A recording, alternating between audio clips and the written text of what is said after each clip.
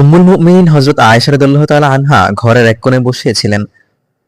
ঘরটি ছিল খুবই ছোট, অথচ তারই চোখের সামনে একজন নারী নবীজি সাল্লাল্লাহু আলাইহি ওয়াসাল্লামের একেবারে কাছে বসে ফুফিয়ে ফুফিয়ে নিজের স্বামীর অন্যায়ের বিচার চাচ্ছিলেন।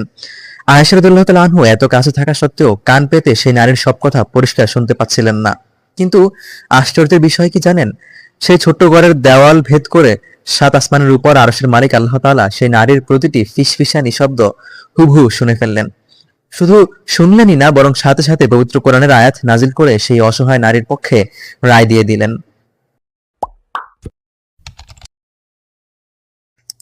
আসসালামু আলাইকুম।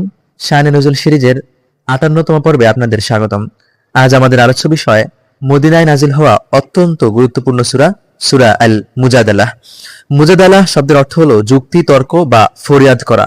ইসলামের ইতিহাসে জিহার বা স্ত্রীকে মায়ের সাথে তুলনা করার ভয়ঙ্কর কুপ্রথা কিভাবে এই সূরার মাধ্যমে চিরতরে বন্ধ হলো, এবং কোন মজলিস বা সভায় বসার আদব সম্পর্কে আল্লাহ তাআলা কি নিয়ম দিয়েছেন, চলুন সূরা আল মুজাদালার প্রধান ৪টি বিষয় এবং সেগুলো নাজিলের প্রেক্ষাপট জেনে নেই। বিষয় ১, এক নারীর ফরিয়াদ ও জিহার, এর কুপ্রথা বিলোপ। আয়াত ১ থেকে ৪।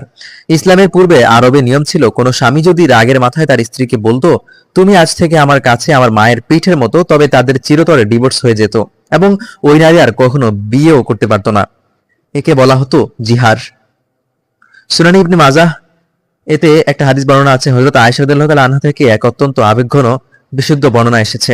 তিনি বলেন, সমস্ত প্রশংসা সে আল্লাহর, যার শ্রবণ শক্তি সমস্ত আওয়াজকে পরিবেষ্টন করে আছে। সেই ফরিয়াদকারী নারী যখন নবীজের কাছে এসে কথা বলছিল, আমি ঘরের এক কোণে থেকেও তার সব কথা শুনতে পাচ্ছিলাম না, অথচ আল্লাহ তাআলা সাত আসমানের উপর থেকে তা শুনে এই আয়াত নাজিল করলেন। আল্লাহ তাআলা অবশ্যই সেই নারীর কথা শুনেছেন, যিনি নিজের স্বামীর বিষয়ে আপনার সাথে তর্ক বা ফরিয়াদ করেছেন এবং আল্লাহর কাছে অভিযোগ পেশ করেছেন। আল্লাহ তোমাদের উভয়ের কথোপকথন শুনছেন, নিশ্চয়ই আল্লাহ সর্বশ্রোতা সর্বদ্রষ্টা। আয়াত ১।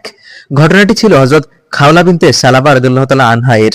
তার বৃদ্ধ স্বামী আউস ইবনুস সাবিত রাগের মাথায় তার সাথে জিহার করে বসেন।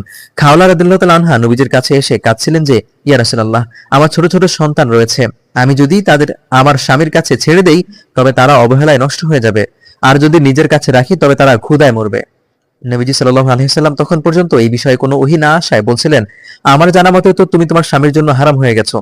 কিন্তু খাওলা রাদিয়াল্লাহু তাআলা আনহা বারবার আল্লাহর কাছে ফরিয়াদ করছিলেন। তখনই আল্লাহ এই আয়াত নাজিল করে জানিয়ে দেন যে, স্ত্রীকে মায়ের সাথে তুলনা করলেই মা হয়ে যায় না, আর এর কাফফারা বা শাস্তি হিসেবে আল্লাহ নিয়ম করে দেন, হয় একটি দাস মুক্ত করতে হবে, তা না হলে টানা ২ মাস রোজা রাখতে হবে, আর তা না পারলে ৬০ জন মিসকিনকে খাওয়াতে হবে। এরপরই কেবল তারা আবার স্বামী স্ত্রী হিসেবে বসবাস করতে পারবে। বিষয় ২, ইহুদিদের গোপন কানাকানি ও জঘন্য সম্ভাষণ। আয়াত ৭ থেকে ১০। মদিনার ইহুদি ও মুনাফিকরা মুসলমানদের মনে কষ্ট দেওয়ার জন্য দলবদ্ধ হয়ে গোপনে ফিসফিস করে কথা বলতো এবং নবীজিকে কটূক্তি করত। হযরত আয়েশা রাদিয়াল্লাহু তাআলা আনহা থেকে বর্ণিত, কিছু ইহুদি রাসূলুল্লাহ সাল্লাল্লাহু আলাইহি ওয়াসাল্লামের কাছে এসে আসসালামু আলাইকুম এর বিকৃত রূপ উচ্চারণ করে বলল, আসসালামু আলাইকুম, অর্থাৎ আপনার মৃত্যু হোক। নবীজি সাল্লাল্লাহু আলাইহি ওয়াসাল্লাম শান্তভাবে উত্তর দিলেন, ওয়া আলাইকুম, অর্থাৎ তোমাদের উপরও তাই হোক। কিন্তু হযরত আয়েশা রাদিয়াল্লাহু তাআলা আনহা রাগ সামলাতে না পেরে অভিশাপ দিয়ে উঠলেন।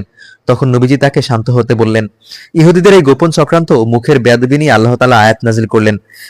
আর তারা যখন আপনার কাছে আসে, যখন তারা আপনাকে এমন শব্দে সম্ভাষণ করে যা দ্বারা আল্লাহ আপনাকে সম্ভাষণ করেননি, আর তারা মনে মনে বলে, আমরা যা বলি আর তার জন্য আল্লাহ আমাদের শাস্তি দেন না কেন, জাহান্নামই তাদের জন্য যথেষ্ট। সূরা আল মুজাদালাহ আয়াত ৮। আল্লাহ মুসলমানদের নির্দেশ দিলেন, তোমরা যখন গোপনে কথা বলবে তখন পাপ ও সীমা লঙ্ঘনের বিষয়ে কানাকানি করো না, বরং কল্যাণ ও তাকওয়ার বিষয়ে আলোচনা করো। বিষয় ৩, মজলিসের আদব ও বসার জায়গা প্রশস্ত করা।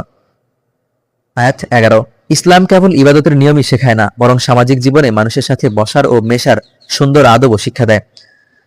রাসূলুল্লাহ সাল্লাল্লাহু আলাইহি ওয়াসাল্লামের মজলিসে বা খাতিয়াতে বসার জন্য সাহাবীদের প্রচন্ড ভিড় হতো। বিশেষ করে বদর যুদ্ধে অংশগ্রহণকারী সম্মানিত সাহাবীগণ যখন একটু দেরিতে মজলিসে আসতেন, তখন আগে থেকে বসে থাকা লোকেরা তাদের জন্য জায়গা ছাড়তে অলসতা করত। সাহাবীদের এই আচরণের পরিমার্জন ঘটিয়ে আল্লাহ তাআলা এই আয়াত নাজিল করেন, হে ঈমানদারগণ, যখন তোমাদের বলা হয় মজলিসে স্থান প্রশস্ত করে দাও, তখন তোমরা স্থান প্রশস্ত করে দিও, আল্লাহ তোমাদের জন্য জান্নাতে স্থান প্রশস্ত করে দেবেন। আর যখন বলা হয় উঠে দাঁড়াও, তখন তোমরা উঠে দাঁড়িও। সূরা আল মুজাদালা আয়াত 11। নবীজি সাল্লাল্লাহু আলাইহি ওয়াসাল্লাম এই আদবটি আরো স্পষ্ট করে বলেছেন, তোমাদের কেউ যেন অন্য কোনো ব্যক্তিকে তার বসার জায়গা থেকে উঠিয়ে নিজে সেখানে না বসে, বরং তোমরা বলো জায়গা প্রশস্ত করো এবং একটু সরে বসো।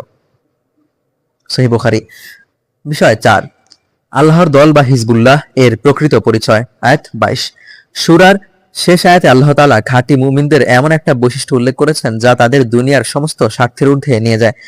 আল্লাহ তাআলা ঘোষণা করেন, যারা আল্লাহ ও পরকালের উপর ঈমান রাখে তাদের আপনি আল্লাহ ও তার রাসূলের বিরোধিতাকারীদের সাথে বন্ধুত্ব করতে দেখবেন না, হোক না সেই বিরোধিতাকারীরা তাদের পিতা, পুত্র, ভাই অথবা তাদের জ্ঞাতিগোত্র। আয়াত 22। মুফাসসিরগণ বলেন, বদর ও উহুদ যুদ্ধে সাহাবীগণ এই আয়াতের বাস্তব প্রমাণ দেখিয়েছিলেন, যেখানে হযরত আবু বকর রাদিয়াল্লাহু তাআলা আনহু তার কাফের পুত্রের বিরুদ্ধে হযরত আবু উবাইদা রাদিয়াল্লাহু তাআলা আনহু তার কাফের পিতার বিরুদ্ধে যুদ্ধের ময়দানে দাঁড়িয়েছিলেন। আল্লাহ তাআলা তাদের প্রশংসায় বলেন, এরাই হলো হিজবুল্লাহ বা আল্লাহর দল, আর আল্লাহর দলই চূড়ান্ত সফলকাম। সূরা আল মুজাদালা আমাদের শেখায় যে একাকী অন্ধকারে বা ঘরের কোণে বসে মানুষের করা প্রতিটা ফিসফিসানি স্বয়ং আল্লাহ তাআলা শুনতে পান। তাই আমাদের কথাবার্তায় সবসময় সচেতন হতে হবে।